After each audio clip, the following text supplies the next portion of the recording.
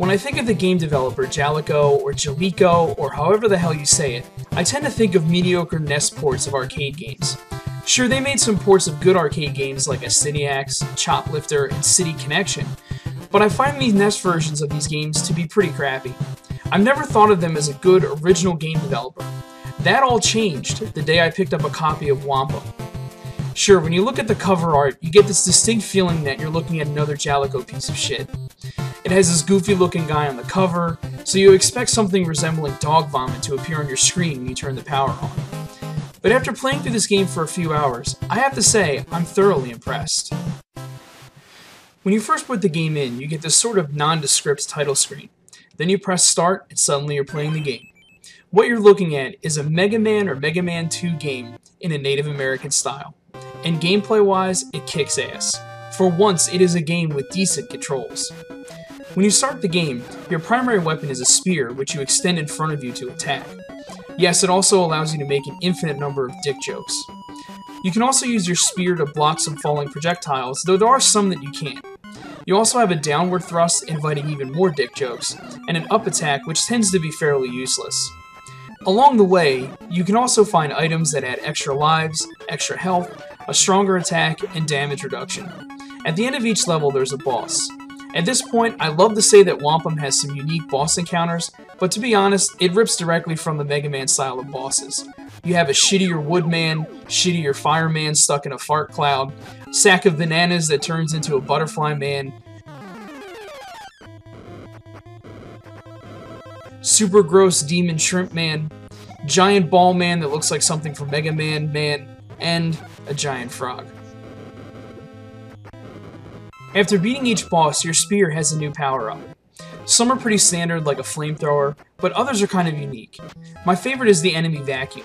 I'm sure there's a really specific name for the power-up, but who gives a shit? It sucks up enemies so you can shoot them back out. It's an enemy vacuum. My other favorite thing about this game is how lives are handled. In a typical game, you hit something, you die, and you have to start all over. In this game, if your life meter runs out, you use a container automatically, and you refill your health bar. It makes the game continuity really smooth, and you don't have to worry about dying right before finishing a level. Music-wise, I'll give this game a solid C, and that's really all I'm going to talk about when it comes to the music. It's not the best, but I've certainly heard worse in games before.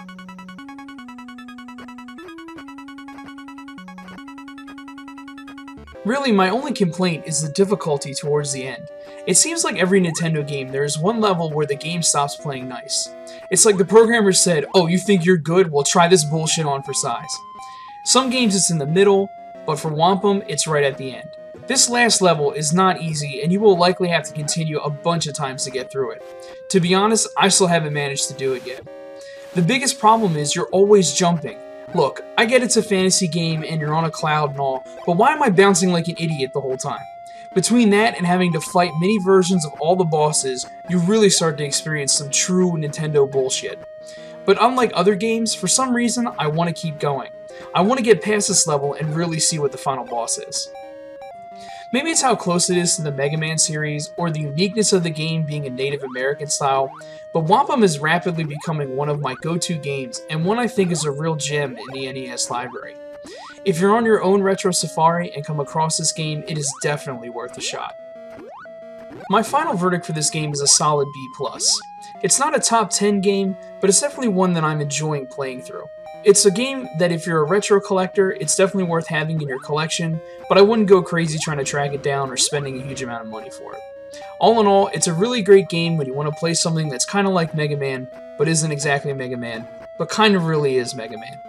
And with that, this concludes the Retro Safari Whomp Em Speed Review.